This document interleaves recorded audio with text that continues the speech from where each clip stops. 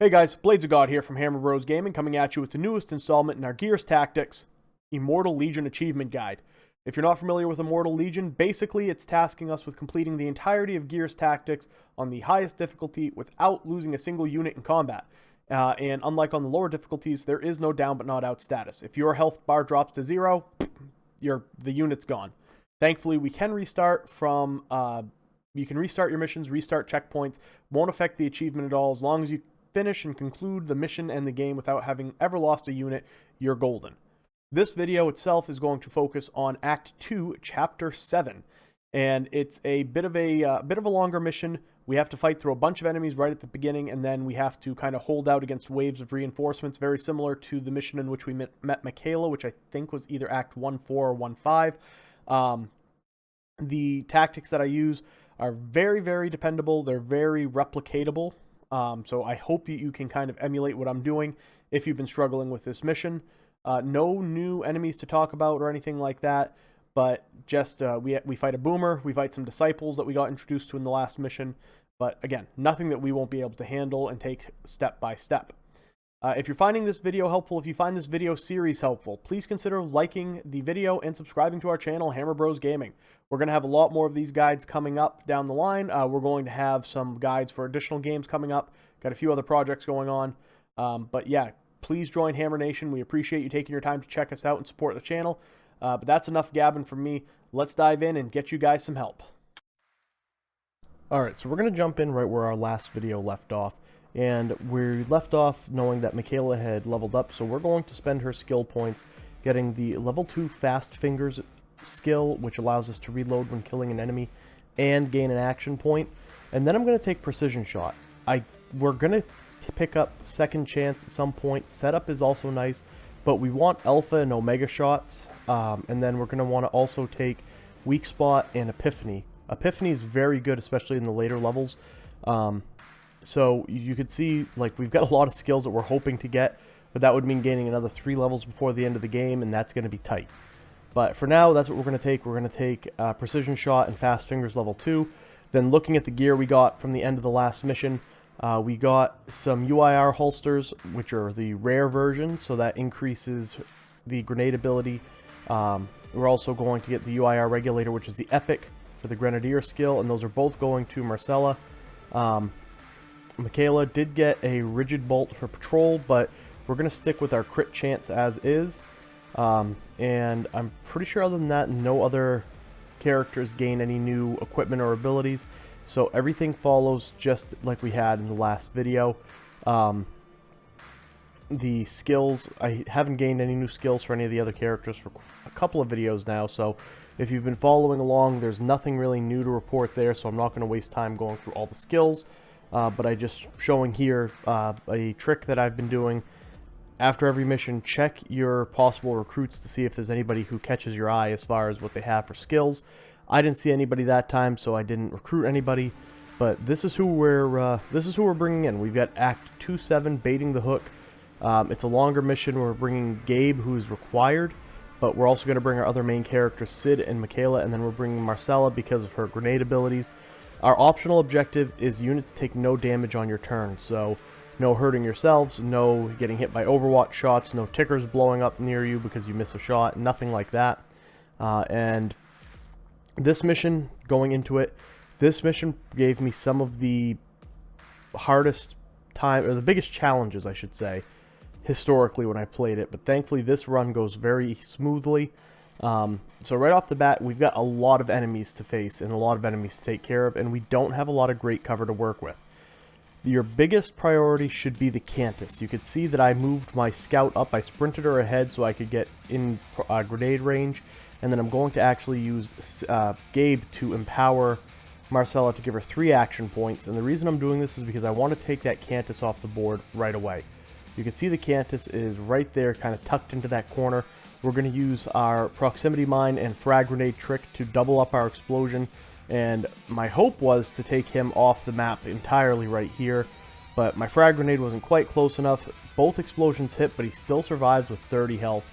So at this point, I've got 1 action point left with Marcella. I don't want to bother trying to move her because I don't think she can get far enough away. So I'm going to Ghost, or cloak. I always call it ghost for some reason, but we're going to cloak out, and that gives her 1 additional action point to move. And from here on out, I'm going to use my other units to try to clean up as many of the enemy units as I can on this turn, while making sure I can get them back into cover.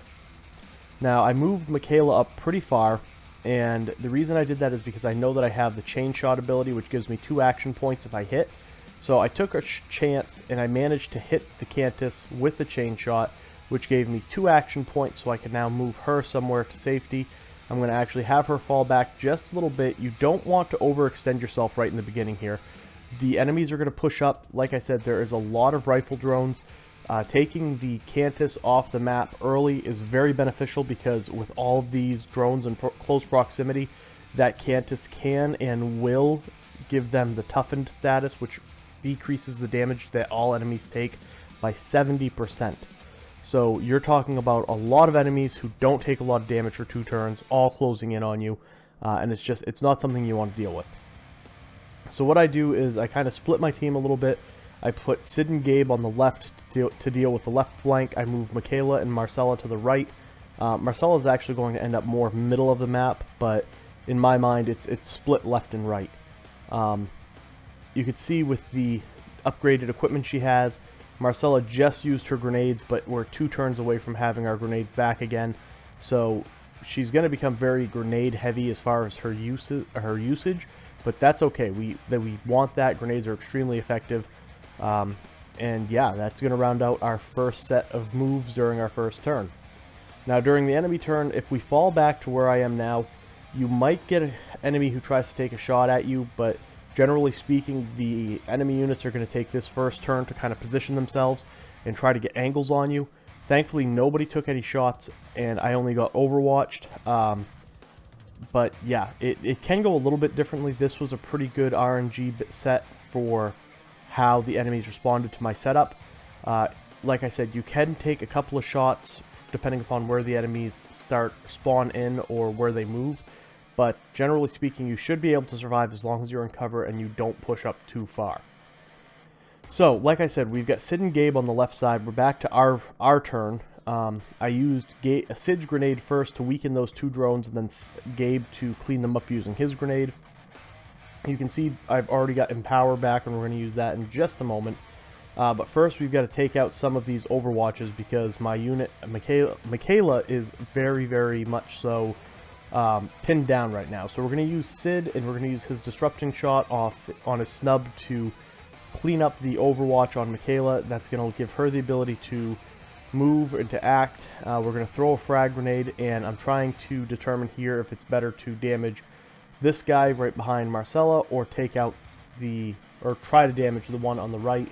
Ultimately, it didn't really matter, but I decided to go with the one on the right just because it looked like I could get more damage on him, since the grenade would be closer to both the severely wounded drone and that other drone who's in cover. So now what we've got is 3 drones who are on the board, one who's still in Overwatch a little further back. I knew I wasn't going to hit this, but tried to take a shot with Sid and missed. 69% chance. That's basically a 50-50 toss of the coin. 73% chance, though. I was a little frustrated with that one. I felt like that should have hit, but my second shot does. That's fine. So we've got another drone off the board, so that brings us down to 2 enemies who are really active. I can't execute him with Michaela because of the Overwatch cone from that drone out back, but that's okay. I've got 2 action points with Michaela, so we're going to try and take this Overwatching drone off the board. Unfortunately, I don't get a crit there, but with a 57% crit chance and a 67% hit chance on that Overwatching drone, I decide to try again, and this time I get the crit. So now we're down to essentially one drone remaining, and there is another one, Wei, who fell back. He's by the objective, but he's not much of a threat right now because he's so far back. So when you hear me say 1, I didn't forget about that second drone. He's just not really a problem or an issue right now. So we're going to use Empower on on Sid from Gabe. You could see I was trying to use the chainsaw attack to take him off the board using Gabe, but I couldn't quite reach him. So we made do, had Sid use his retro charge, and because we have free bayonet, we gain an additional action point So I'm going to actually have Sid run over here and execute this down drone to give everybody an additional action point. So again, benefits of stacking your executions with Empower is that you can really, really extend your turns and your moves. It's very, very helpful to get used to kind of prioritizing how and when to use those executions. I guess prioritizing isn't the right word. Optimizing when to use those executions would be a better word. So all we're doing right now, we cleaned up all the enemies in the immediate vicinity, so we're going to put our units in cover, and now we're going to start moving up. We're going to push up to where this enemy is kind of holding down the objective.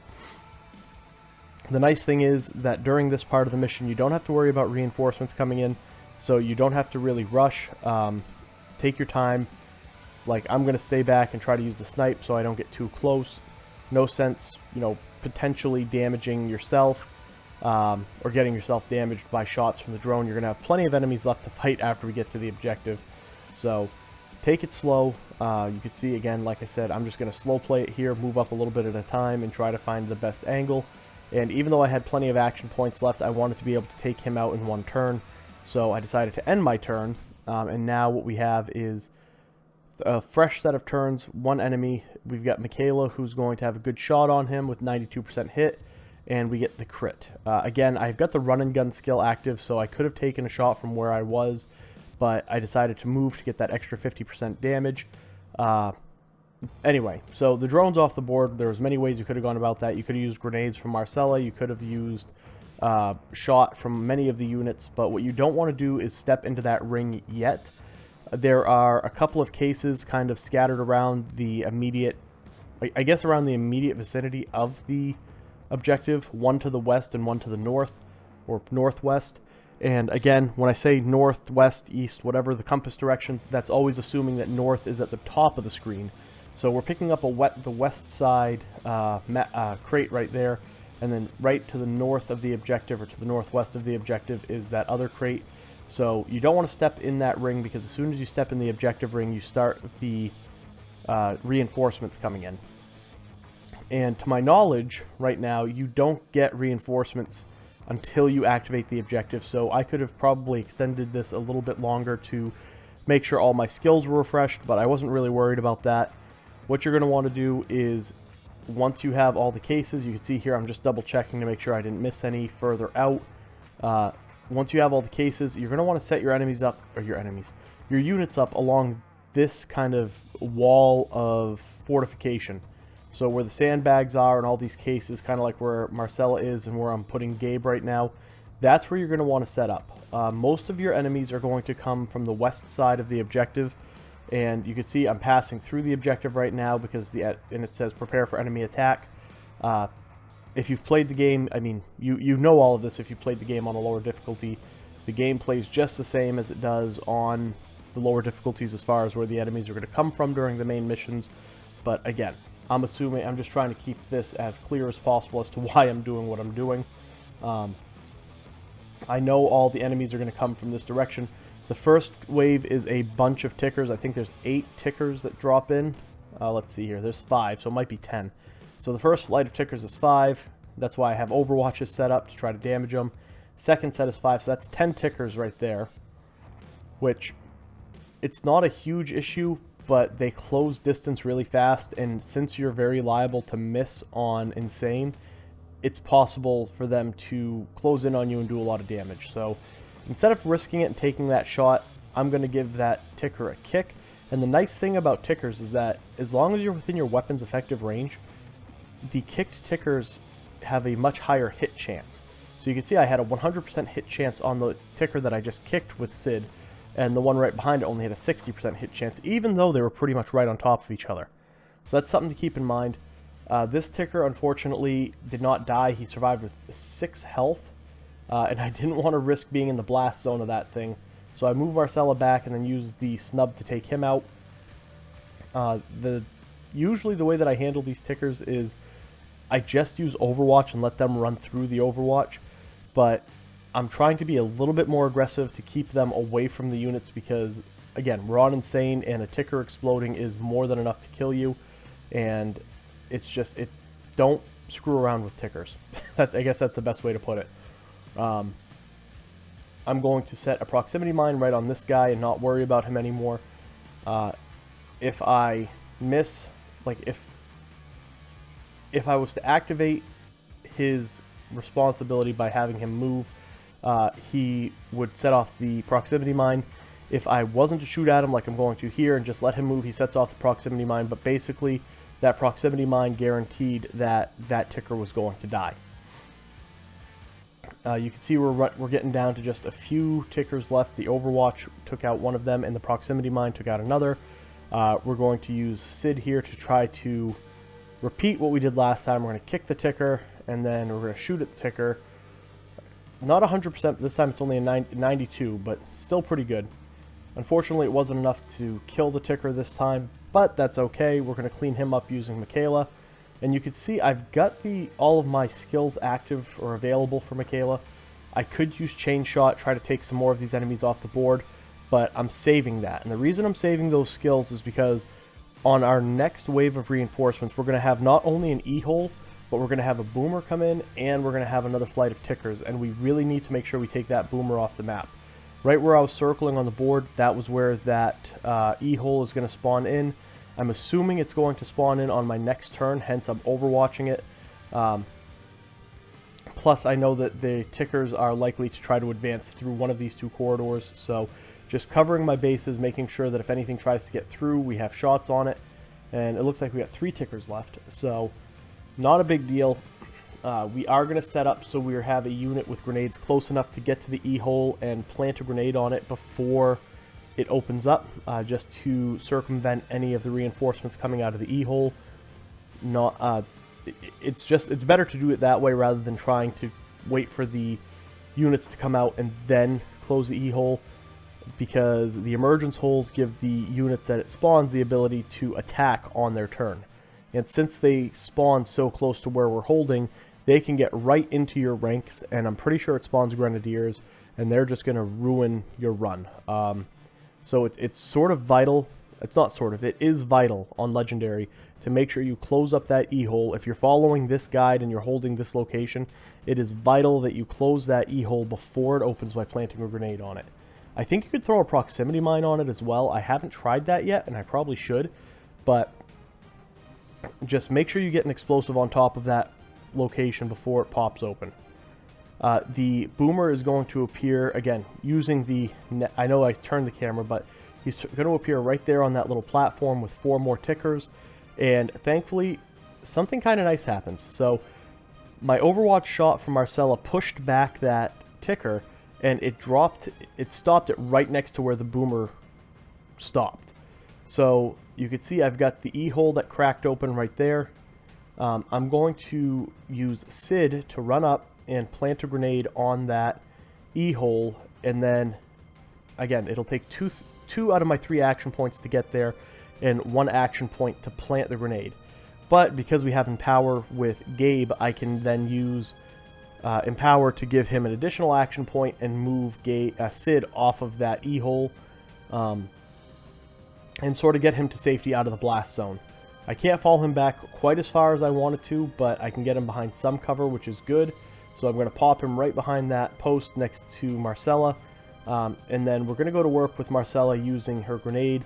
Again, we've got the increased radius, we've got the increased damage, and the nice thing that's going to happen right now, the grenade goes off, hurts both the boomer and kills the ticker, and when the ticker explodes, it hurts the boomer.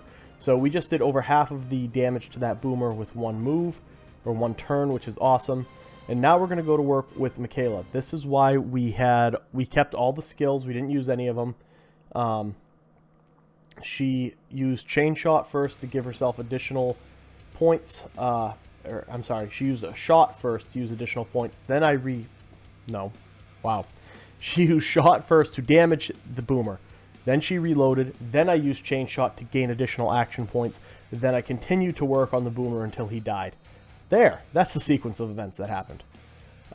So the boomer's off the board. Our E-hole is about to be off the board as well. We've got a couple of tickers who are left. Not a big deal.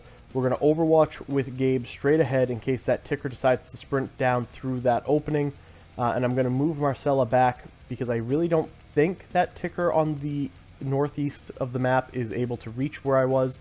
but better safe than sorry. So here we go, enemy turn. E-hole is now off the board, and now we're going to see what the tickers do. As predicted, that ticker came right down through the opening. Gabe was able to put quite a bit of damage on it, and we've got some of the tickers who are kind of doing a little bit of a weird thing. They're not advancing directly towards me. That one's taking a more roundabout route, but you know what? That's okay, because right now all we have to worry about is tickers. We do have one more flight of reinforcements that come in after we clean up all of these tickers, but we'll cross that bridge when we get there. It's a flight of 5 disciples, which can be a lot. They're tougher, they take more damage to put down, and they have that toxic aura that they emit on death, which isn't great. But again, we'll deal with that in a bit. For now, we're going to take our time, clean up the rest of these drones, these tickers. We can use our grenades, pretty much whatever we have to use to get them off the board. You can see I used one with Michaela, which seemed like overkill since that ticker was pretty much dead already. I mean, it didn't have much health left. We're going to use one with Sid, and then you can see the boom shot up there. I really, really want that boom shot, and if you don't pick it up in a couple of turns after the boomer dying, it actually disappears. So I'm going to actually come up here, and I'm trying to figure out if I can reach it, and I realize that Gabe still has his empower ability, so I'm going to actually empower, or I'm going to run up, grab the boom shot, then I'm going to empower Marcella. She will then use cloak, and I will be safe to move back. I'm just checking. I was trying to think if Sid was going to be of any use, but he really isn't at the moment. So we empower Marcella, like I said. She gains an action point. She's going to cloak. So now I have my boom shot. I'm going to fall back to where my other units are, or at least fall back as far as I can. And because I have the extended cloak, I actually get 2 turns cloaked, which is awesome. No need to worry about tickers getting too close and blowing me up, like that ticker right there would have been. So we're safe for now. I'm going to actually move Marcella before I take that ticker off the board, because the explosion will damage her, probably killing her actually. But first we're going to try to take this ticker off the board.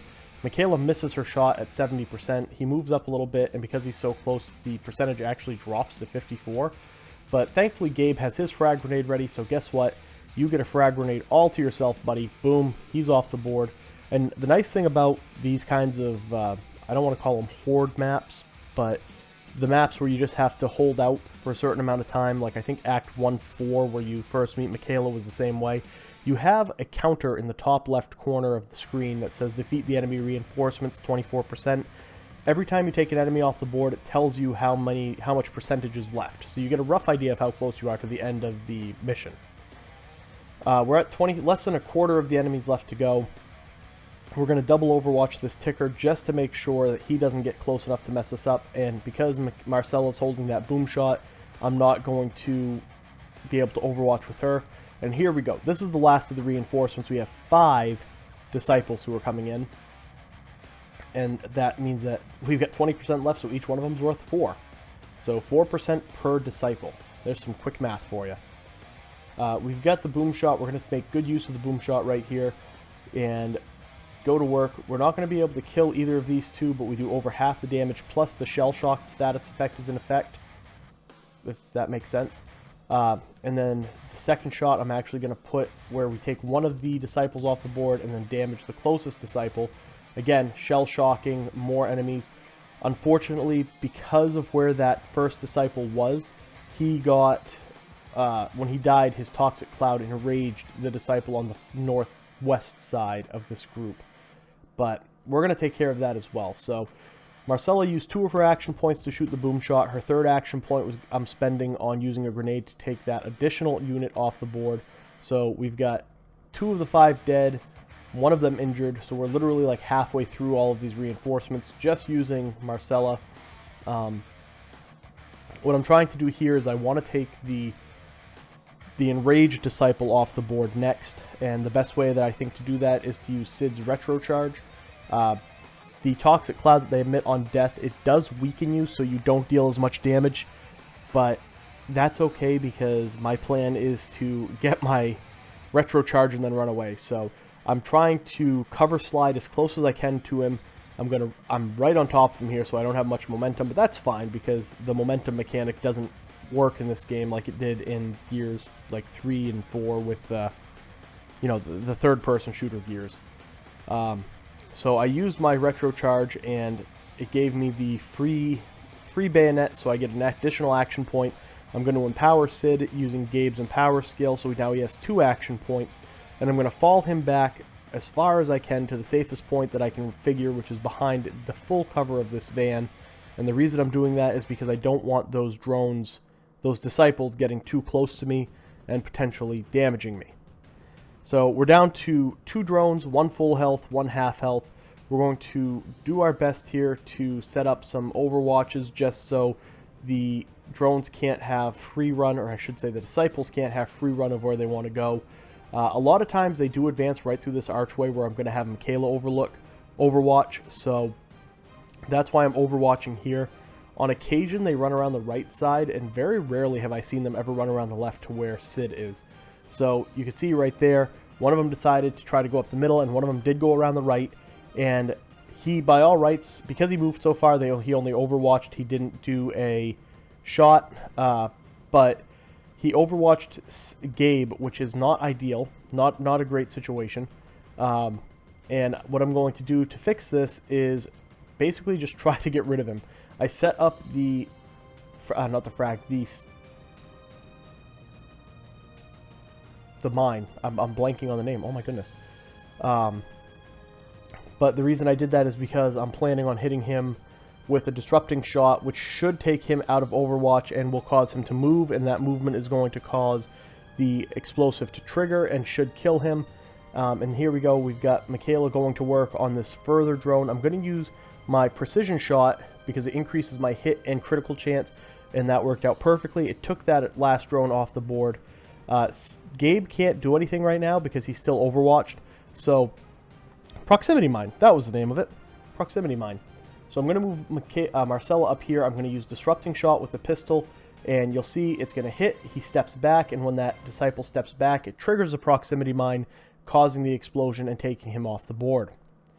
So for the optional objective, we got the rare UIR regulator, which is going to go to Marcella because of her explosives and her use of grenades. But that's it. We didn't get any level ups, which is unfortunate, but we got quite a few cases. We'll open up the cases, show you guys what we got, and that is going to be the end of the video. Thank you guys so much for watching. I hope you're finding this helpful. Hope you stick around because we're going to have more videos on the way. But until next time, take care of yourselves, and bye-bye.